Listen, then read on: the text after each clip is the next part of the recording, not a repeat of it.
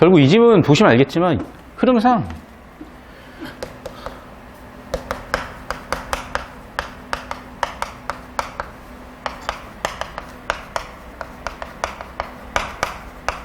이거거든? 근데 이제 우리가 자꾸 이제 착각을 하는 게 초인지가 잘 안 돼요. 아, 이거 잡아요. 필기. 애들 필기죠. 근데 이제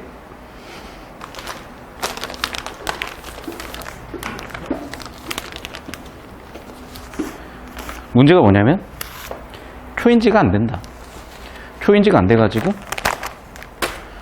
자기가 글을 어떻게 읽고 있는지도 모르는 거죠, 사실은. 사람이 배경식을 절대로 배제할 수가 없어. 그러니까 예를 들면 우리가 어떤 운동을 할 때요. 뭐 나는 이 근육만 써야지. 아니, 당연히 다른 근육이 동시에 쓰이지. 어떻게 한 근육만 써요? 예를 들면 뭐 팔 운동을 해 이렇게. 그럼 팔만 운동이 될 것 같잖아요. 아니야. 이미 전신의 근육들이 어느 정도 긴장된 상태에서 자세를 잡아주고 있는 거예요. 그러니까 자극은 여기 집중이 되고 있지만 전체 근육에서 기본적으로 이 자세를 유지하기 위한 밸런스를 잡아주고 있는 거지. 만약에 다리 근육이 전혀 힘이 안 들다고 생각해봐. 그럼 힘 풀려가지고 쓰러져 버리겠지. 똑같거든요.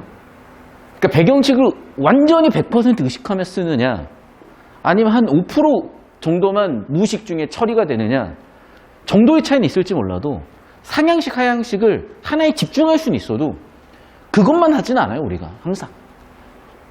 글을 읽어야 정보 처리가 되는데 상향식을 안 할 수는 없으며, 글을 읽는 과정에서 아는 어휘든 배경식이 있어야 정보 처리가 되는 건데 하향식을 할 수도 안 할 수도 없는 거지. 그래서 다시 정리하면은 수요 공곡선이 어느 정도 전제됐다고 보는 거다. 됐죠? 필기부터 하세요.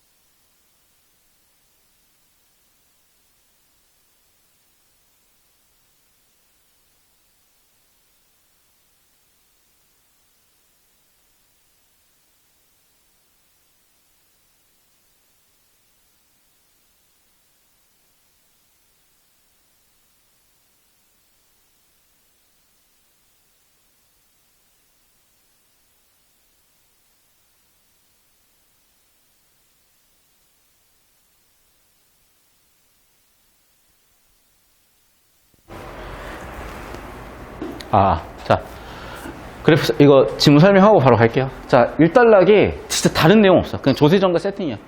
그리고 2, 3단락은요, 그래프 설명이야. 4단락에서는 조세정가가 누구한테 일어나냐, 세팅 끝이야. 그럼 정보가 이만큼은 뽑혀야 돼요. 어떻게 정보를 처리해야 이만큼 뽑히는지 잠 볼게요.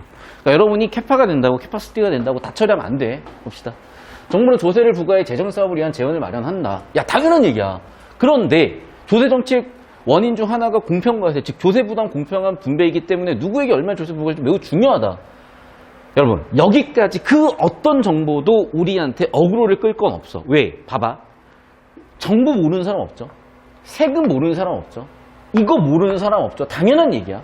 그런데 뒤에 뒤쪽 정보가 자꾸 높아지는 것 같지만 공평과세 해야지. 조세 부담에 공평한 분배해야지. 조세 부담 공평하게 되니까 누구한테 얼마 부과해야 되는 게 당연히 중요하지. 그래서 어떻게 하겠다고가 그 뒤에 주제가 되는 거죠. 그래서 조세법을 통해서 납부의 의무를 지우는데, 그러나 이해됐어요? 여기죠 이제. 실제로는 봐봐, 이걸 해야 되는데 이런 문제가 생겨버리잖아요. 문제가 생기는 거죠. 자, 봐봐, 이게 지켜야 될 원칙이야. 그 원칙을 한 번, 두 번, 세 번, 뭐 네 번, 이런 네 번을 얘기했는데 이게 실제로 일어나지 않네? 아하, 이 현상이 문제구나. 왜 일어나는지 P, 원인, 해결 방법, S, 또는 원인에 따른 결과, 이런 것들 처리가 되겠구나. 사진 찍어 올려주세요. 그러니까 형광펜으로 적어. 내가 세모 친 거 외에는 사실 거의 처리할 게 없는 정보예요. 사실. 여기까지 됐죠? 10초 더 드릴게요. 필기하세요.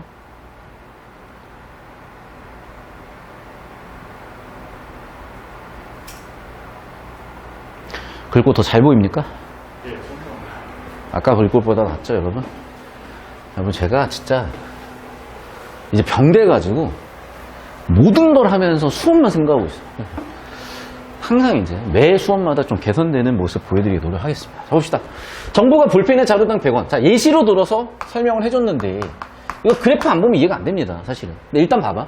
100원을 부과했어. 그러면 원래는 1,500원이었어. 100만 자로 거래되고 있었어. 1억의 세금을 납부할 거야. 야, 수치는 어찌 발제도기가 쭉쭉 넘어가.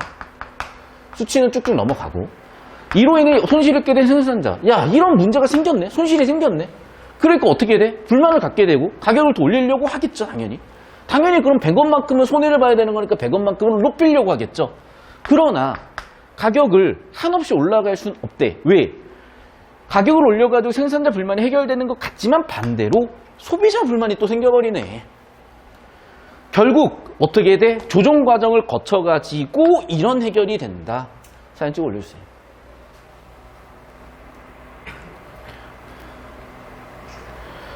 자, 그래서 사실은 이미 그래프에서 설명을 해준 거야, 이것도. 여러분. 보시면 두 번째 문제 그래프인데요. 잘 보입니까, 이거? 자, 봐봐. 지금 1,500원이에요. 가격이. 균형 가격이에요. 그래서 자, 먼저 전 S1에서의 가격이야. 공급 곡선이야. 그런데 내가 원가인데 갑자기 원가 상승이 100원이 돼버린 거예요. 왜? 내가 100원 세금을 내줘야 되니까. 그러니까 당연히 판매자는 이만큼의 공급 곡선으로 공급을 하려고 시도를 하겠죠. 그러면 얘가 이렇게 직격 상승을 하냐? 그게 아니라는 거예요. 왜? 소비자 입장에서는 자기가 사던 금액이 있잖아요, 지금.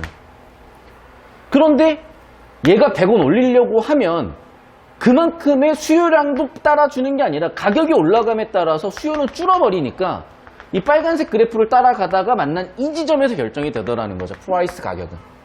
그래서 판매자는 1,600원으로 판매하려고 시도를 했으나 실질적으로 가격은 1,600원과 1,500원 사이다. 그 얘기인 거예요. 사진 찍어 올려주세요. 그럼 봐봐. 1, 2달락은 이 그래프 설명하는 게 다 끝이에요. 이 그래프만 이해하면 되는 거지. 그러니까 자꾸 막 줄글로 이해하려고 그러고 막 따지려고 그러고 오히려 더 꼬이게 된다. 자, 그 다음에 3달락 가볼게요, 이제.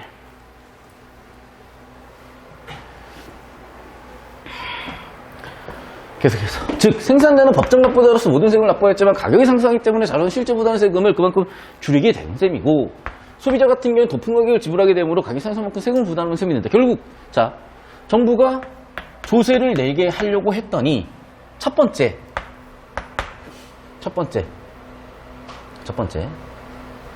가격 상승 때문에 세금이 줄어. 그러니까 100원을 자기가 다 내는 게 아니라 소비자한테 삥 뜯어서 내게 되는 결과가 벌어지는 거지. 즉, 원래 생산자한테 납부시키려고 했던 100원의 일부가 전가가 되겠죠. 소비자는 1,500원 주고 사던 거를 1,600원 아래 가격으로 내게 되고 그 차익만큼을 더 내게 된 거고 그 차익만큼이 세금으로 들어가는데 실제 그 세금은 원래 생산자한테 거두려고 했던 세금이었던 건데 실질적으로는 소비자가 내고 있었던 거구나. 어느 정도 하향식으로 상식적으로 처리를 해주셔야 처리가 된다고요. 계속 봅시다. 한편 조세정가가 한 방향으로 결정되는 건 아니다. 아까도 그랬잖아. 왜? 1,500원, 1,600원 사이면 1,600원을 다 내버리면 소비자가 100원 더 내주는 거고 가격이 1,500원으로 결정돼 버리면 생산자가 100원을 다 내는 거야. 근데 중간에 한 1,550원쯤 되면은 소비자가 50원 더 냈고 그 50원은 세금, 생산자가 50원 손해입어서 세금. 봅시다.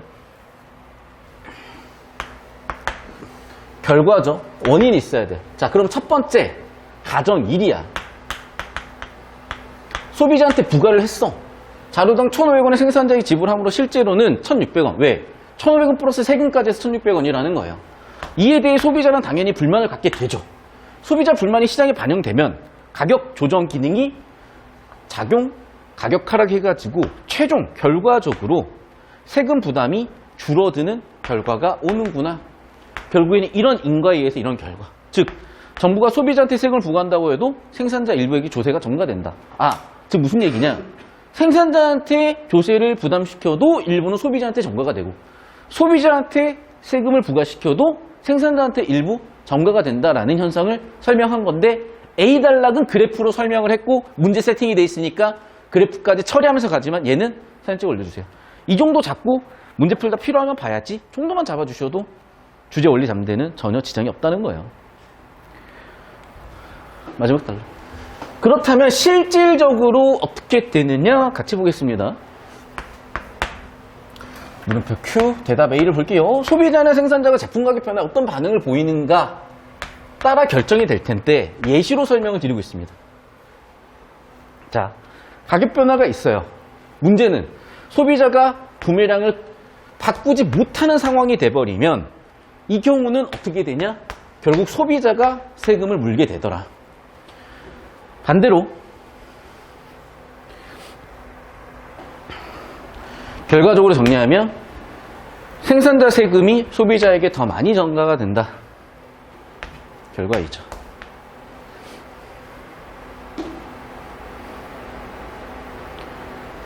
자, 생산자한테 세금을 부과했어. 생산자가 가격을 올렸어. 근데 소비자는 어차피 사야 돼. 구매량을 못 바꾸니까. 그러다 보니까 오른 가격에 살 수밖에 없다는 거죠. 당연히 반대는 반대 일이겠죠.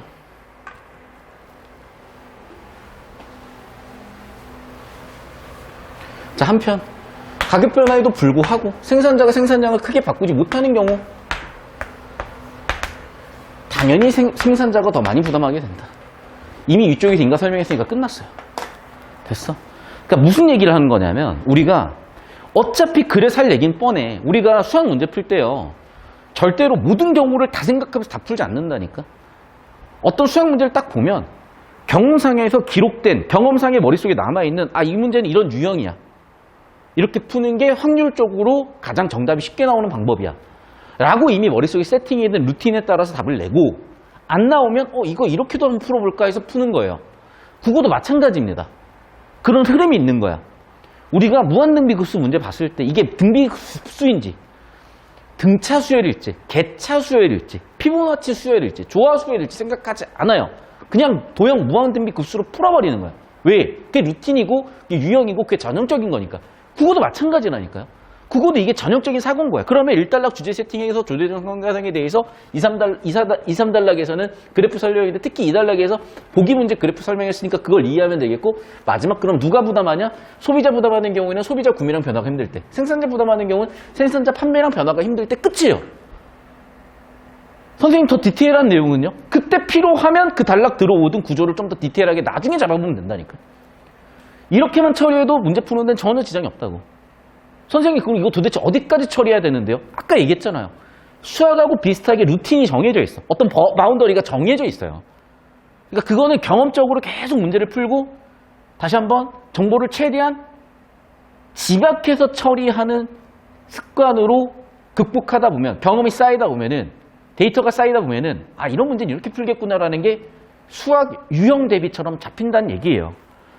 근데 이런 식으로 공부를 안 해봤고 오히려 이제 다른 과목에서 공부를 잘하는 친구들은 다른 과목은 잘 되니까 국어를 어떻게 해야 되는 건지 계속 힘들어하는데 이런 흐름선상에서 봐주시고 당연히 주제에 대해서 구조까지 엮어서 물어보는 첫 번째 유형 나왔습니다.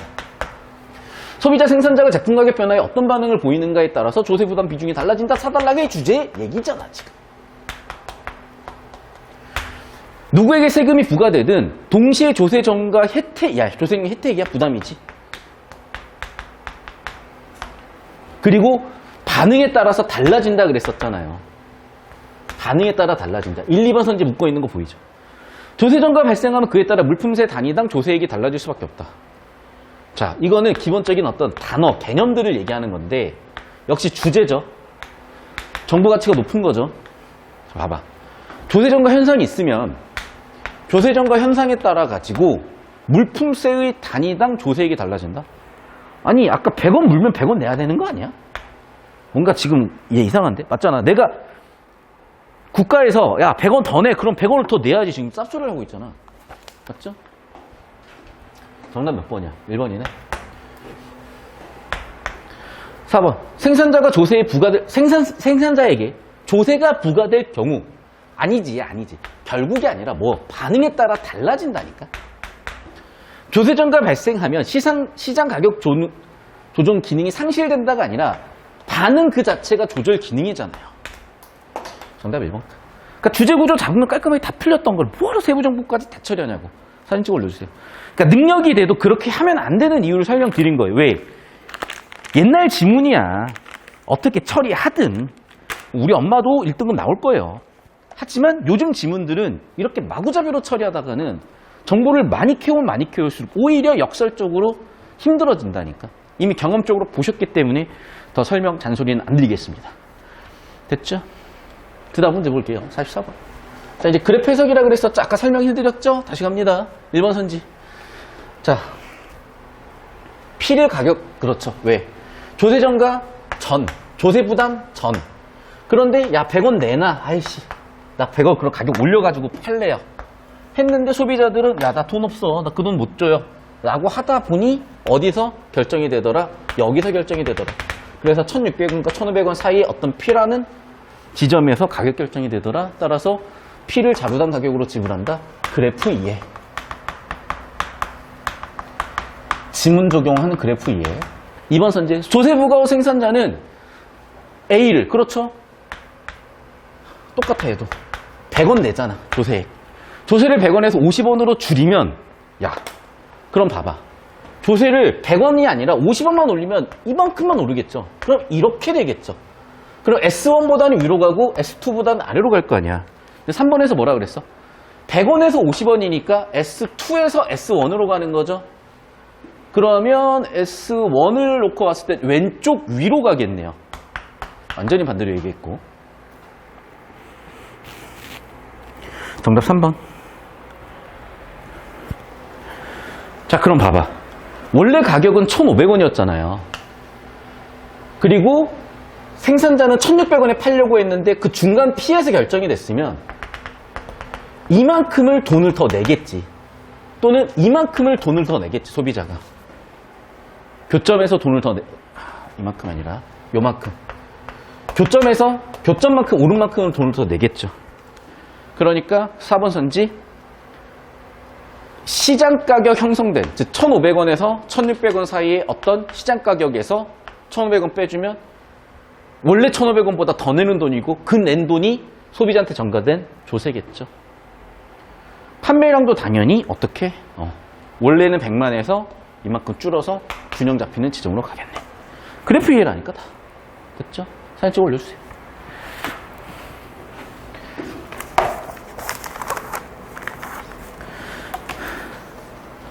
자, 방학특강 때 할 지문들 중에 좀 어려운 지문들 뽑아서 같이 보고 있고요. 방학 때는 이것보다 더 쉬워질 건데 여러분 제발 피드백을 줘야 돼요. 질문도 줘야 돼요. 그러니까 어느 정도로 쉽게 가져갈지를 여러분이 주셔야 거기에 맞춰서 수업합니다. 아시겠죠? 계속 볼게요. 자, 45번. 보시면 자, 아까도 얘기했지만 그걸 사야만 하는 소비자가 조세 부담을 더 할 수밖에 없어요. 바나나 가격이 올랐지만 오렌지로 가버리잖아. 맞죠? 다시 한번. 기억은 소비자든 판매자든 소비량을 변화시키기 어렵고 생산량을 변화시키기 어렵고 그런 뒤에는 변화가 되잖아요. 커피 가격이 올랐더니 커피 구입을 줄여버려요. 변화가 생기잖아요. 해당되지 않는 경우들이죠.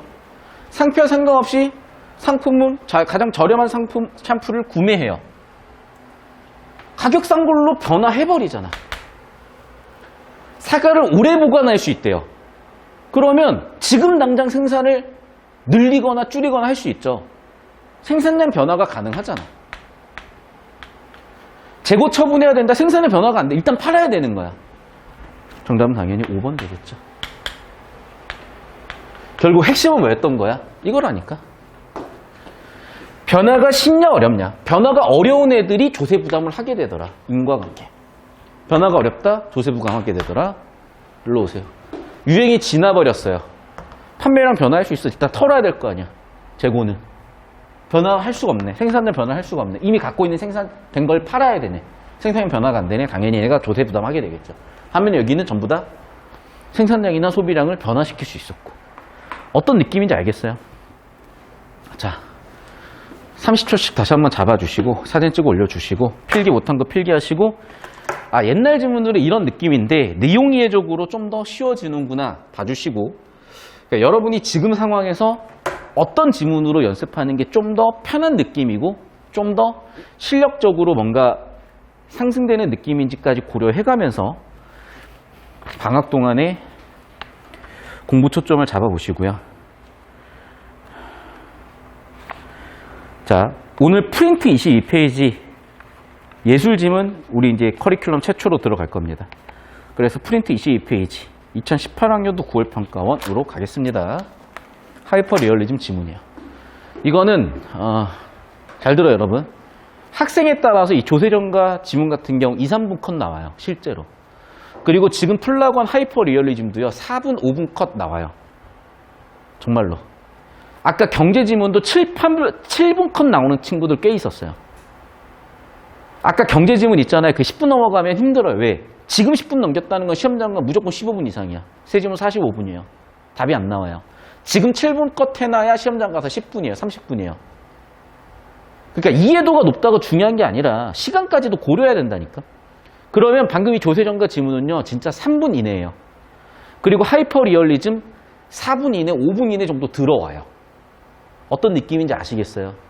그러니까 급하게 처리하라는 얘기가 아니라 시간 제한 안에서 구조 처리와 가치 처리와 내용 이해가 같이 돌아가야 되는데 구조나 가치 판단을 할수록 내용 이해가 쉬워지는 거고 그 예시는 제가 수업 시간에 자꾸 보여드리고 있으니까 느낌 살려서 가십시오. 자,